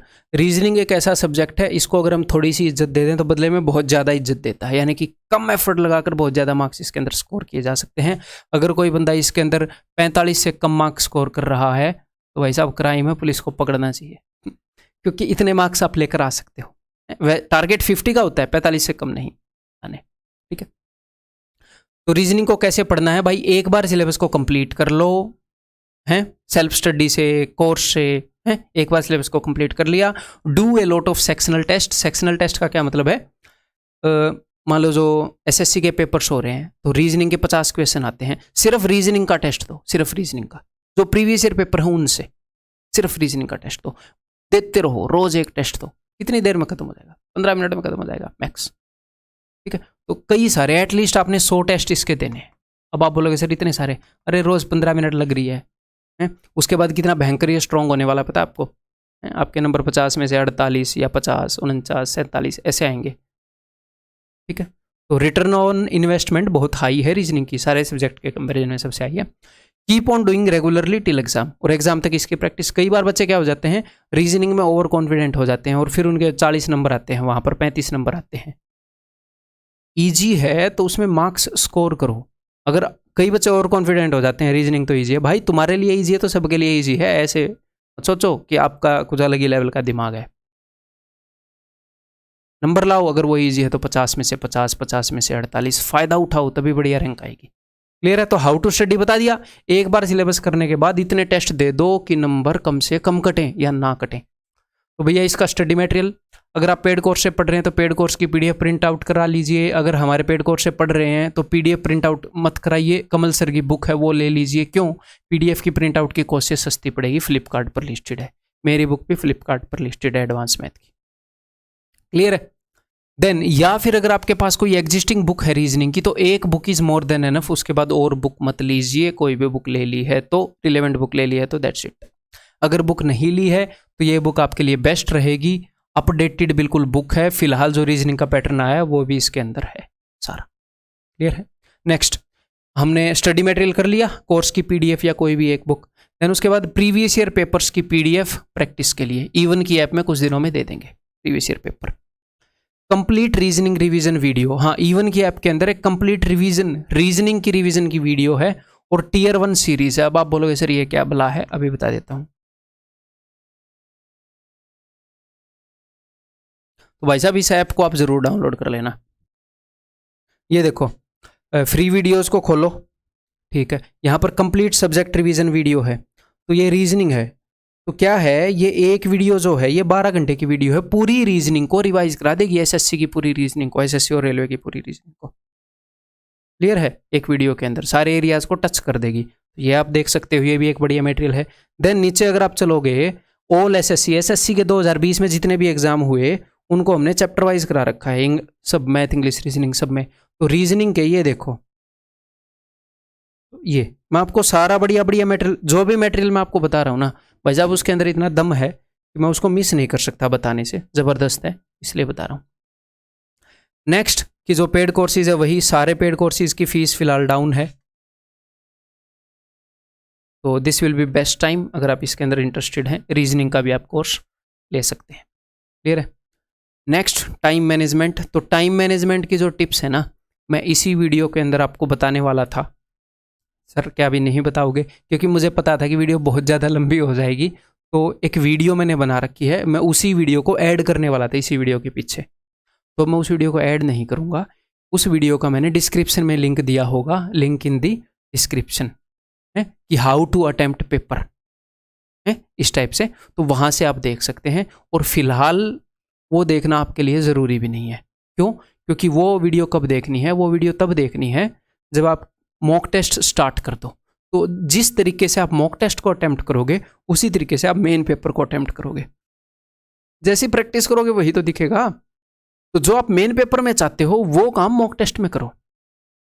100 मॉक टेस्ट में कर दो, 150 मॉक टेस्ट में कर दो, फिर आपको कोई रोकेगा उस काम को करने से? कोई नहीं रोक सकता। ठीक है? सिर्फ गेट वाला रोक सकता है अगर आप लेट पहुंचे एग्जाम सेंटर पर। ठीक है? तो ये गलती मत करना।